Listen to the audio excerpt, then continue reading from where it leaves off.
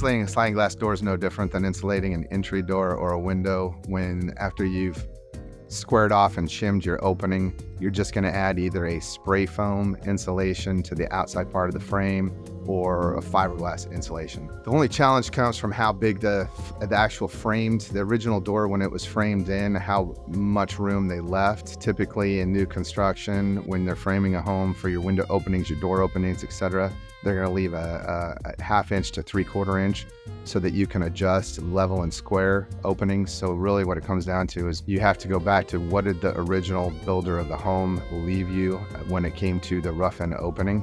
Because your standard sizes, you're going to have a lot of standard sizes in the industry when it comes to sliding patio doors: 5 foot, 6 foot, 8 foot, 9 foot, 12 foot. Outside of that, we can go in and measure and custom measure and fit, but we want to have some gaps on the side so that we can adjust that door, make sure it's square and level in the opening.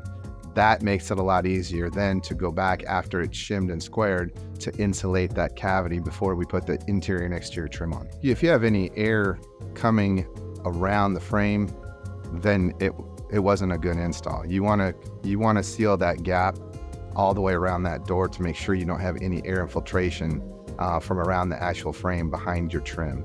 So yes, you definitely want to use some kind of insulation, whether it be polyfoam, spray foam, which if you use DIY, you want to use one that is specifically for windows and doors.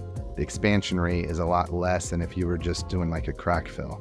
If you use too much of an expanding foam, it'll actually bend your frame and cause more issues with the door operation. Or you can go back and use fiberglass insulation. If you do fiberglass insulation, you don't want to compact fiberglass. Fiberglass needs to be kind of light and fluffy as you fill the cavity around the door.